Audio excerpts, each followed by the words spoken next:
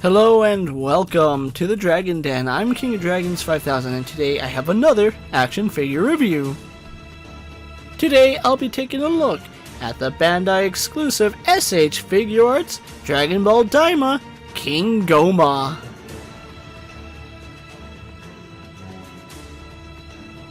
The king of the demon realm comes to the Dragon Den with this brand new action figure. Short, stocky, kind of bulbous, this figure does a really good job capturing the look of King Gomah.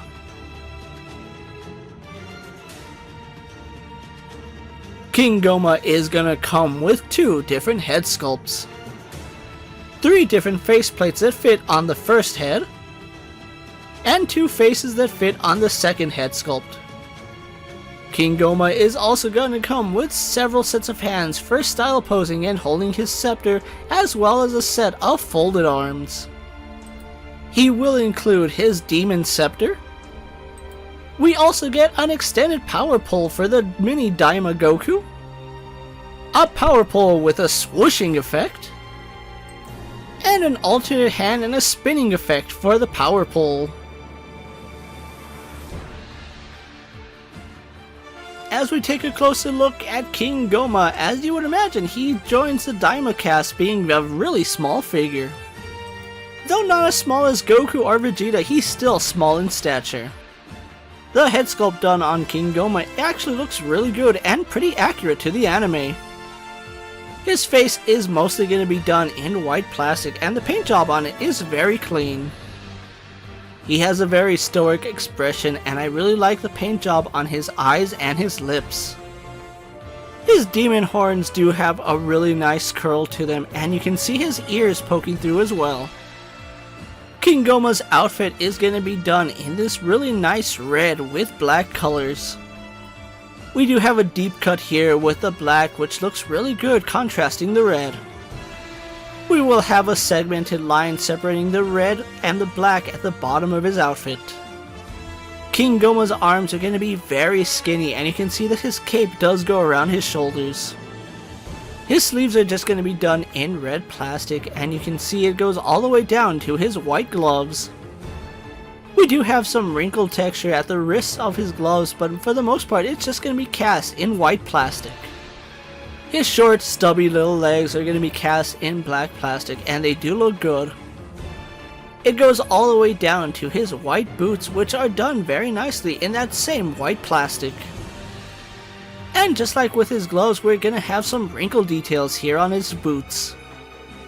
King Gomah's cape is going to be done in segments where the collar piece is going to be a really soft plastic.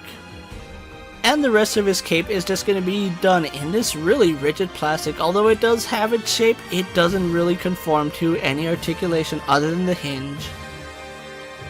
Overall, King Gomah is a very interesting figure with some very awkward proportions.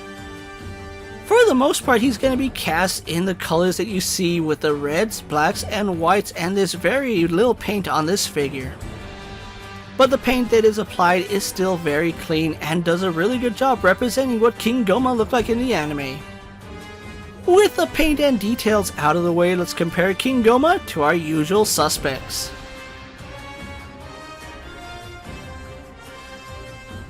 The SH Figuarts line does run smaller than domestic toy lines, however King Gomah is gonna be pretty small. Even compared to true 1/12 scale, you can see that King Gomah is outsized by a lot of other toy lines. But King Gomah is gonna look fantastic with the rest of the Daima cast.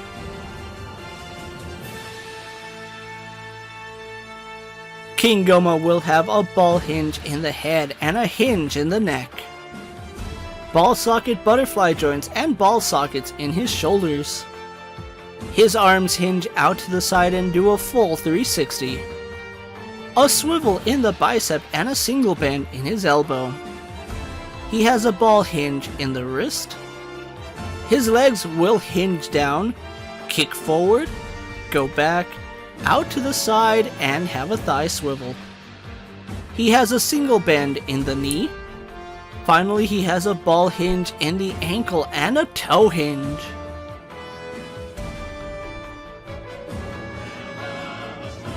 As he is the main antagonist in Dragon Ball Daima, it's no surprise that Bandai got around to making King Gomah. I'd be lying if I said that King Gomah is my favorite villain, however this figure still has a lot of things going for it. This figure is pretty accurate to what we saw in the anime, and the colors actually pop really nicely. I do like the inclusion of the 5 different face sculpts. I just wish that all the faces worked on all the heads. And despite being very small, Bandai gave King Gomah a wide array of different hands. Whether it's holding his scepter or striking a fantastic pose, the hands look really good on King Gomah. And I do like the fact that he comes with different power pulls, so we have some more display options with our mini Goku. One major drawback to King Gomah is the price point, as this figure was $70. I'm going to be 100% honest and say that this is not a $70 figure, even including the parts for Goku. After shipping and taxes, this figure came out to almost $90, so I really don't see $90 worth of figure with King Gomah. As he is part of the premium exclusive line, the only way to have gotten King Gomah is through Premium Bandai. Although he's not everyone's favorite character, I can understand why a lot of people would have passed on King Gomah, especially at the price point that they offered him at.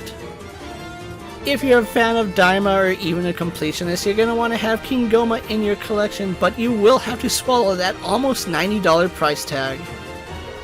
So with that being said, thank you for watching another video here on the Dragon Den, but before you go, don't forget to hit that like button, leave a comment, subscribe to my channel, and check out the rest of my Dragon Ball videos. If you're in a position to help out the Dragon Den, check out my Patreon where I have some exclusive content and early access videos. Check out my Instagram account for new and exciting action figure photos, videos, recent pickups, latest prints, and as always, ring that bell so you never miss another video.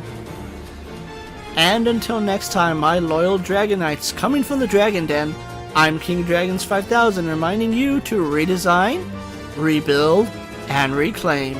I'll see you next time.